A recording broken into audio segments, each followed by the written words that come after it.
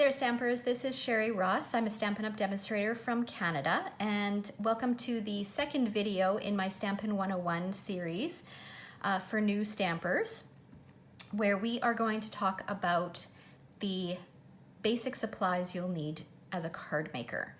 Okay, so in the previous video, I talked about card kits and how those are great when you just get started, but then eventually you'll want to branch out and you'll want to create your own kits, or cards, sorry.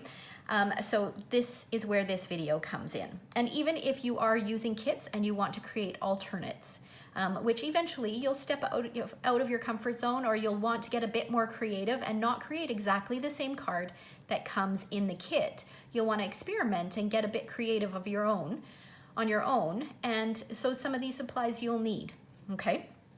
So first of all, let's talk about stamps. So because Stampin' Up! Is a stamp company, we sell stamps. So the first thing I always suggest to new stampers is to think about what types of projects you're going to make. So if you want to make cards, what kind of cards are you going to make? So at this particular time of the year, I'm filming this at the beginning of November, you may be interested in making Christmas cards. So then you'll narrow the stamp sets down to Christmas stamp sets, okay? But let's just say that you wanted to make all occasion cards, okay? We have this fabulous brochure for new stampers, and there is a great set in this brochure. It is called Hoot Hoot Hooray stamp set, and it is a line art stamp set. So what that means is that all of these images just have outline images, and then you can color them in however you choose. Okay, but it's great because it covers lots of different occasions. So when you're starting out, because there's so many things, or there tends to be a few supplies that you need, just to keep your costs down, you want to choose a stamp set that is pretty versatile. And this is definitely that. There are a few others in the annual catalog as well. And I will post a link to my store in the description below so that you can shop online and you can take a look at the different stamp sets. Or if you're in Canada and you would like a catalog sent to you and don't currently have a Stampin' Up! Demonstrator, feel free to shoot me a message and I'm happy to pop one in the mail for you. Okay, so for this particular stamp set, you will also need, well, for any stamp set, you need an ink pad or two. For this particular stamp set, like I said, this is a line art stamp set. So you are good with just a simple black ink pad. And there are a ton of different types of ink pads out there, but that will save that, talking about that for a separate video. But just a plain black ink pad works perfectly for this, because then you can choose to add color by coloring it in. So of course we have lots of different ways that you can color in those images. We have alcohol markers, we've got watercolor pencils, we've got our ink pads and aqua painters. So there's, and blender pens. We've got lots of different ways to color in. But when you're starting, you may not want to invest in all of that at the moment. So what you can do is you can use just regular pencil crayons. You can use just regular markers. If you've got kids, take their pencil crayons and their markers and use those to color in your images. They can look just as good, okay? So you need a stamp pad and an ink pad. And if you have not purchased any kits, you will need a block as well. So a stamp set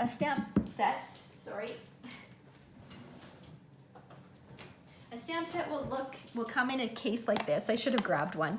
It will come in a case like this, and we will talk about the different types of stamps and how to assemble them in a future video. But so you just peel them off the backing and then stick them onto a block, and then ink it up and stamp it. But we'll save how to do that for a separate video. I don't want to overwhelm you guys and make the video too long. Okay, so that's how that is meant to work.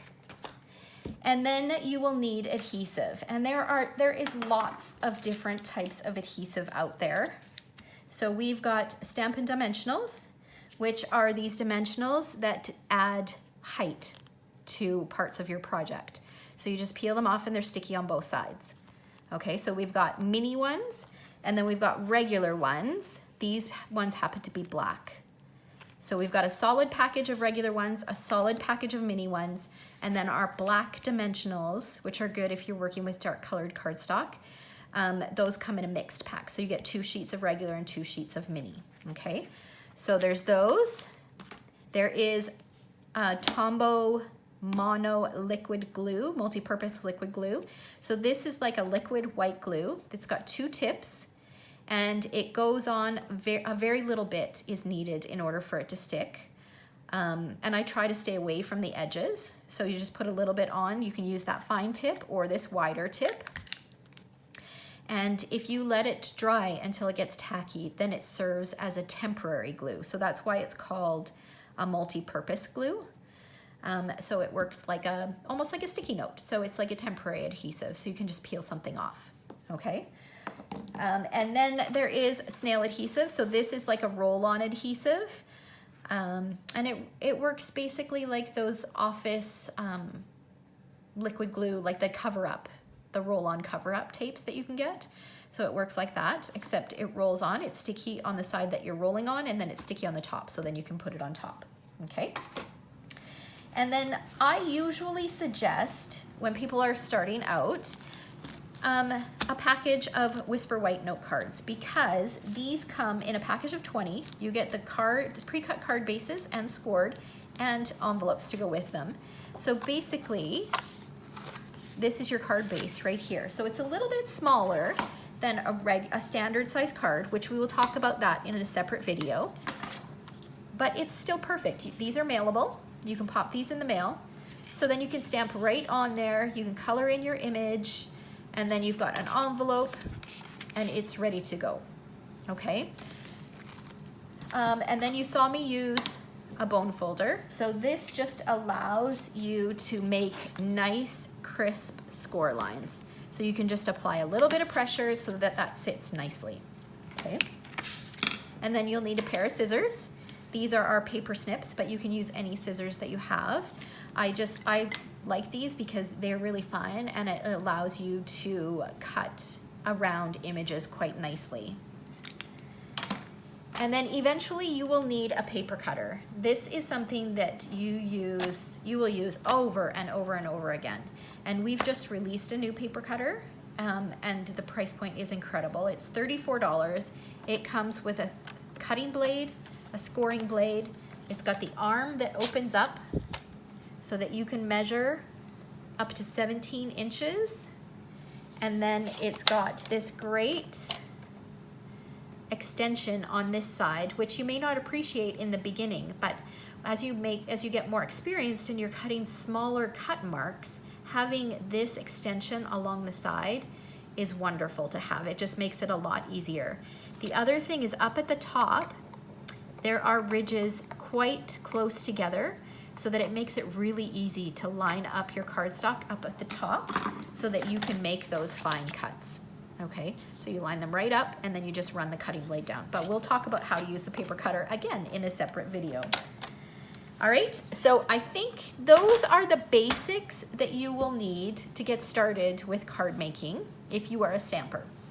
All right, if you would like, I will have a supply list of everything that I talked about in the description below, and you can click on any of those items. It will take you to my shop, to my store, so that you can shop online. Like I said, if you have any questions, post a comment. I'm happy to answer them. And be sure to hit subscribe so you don't miss out on any future videos. All right, thanks so much for watching.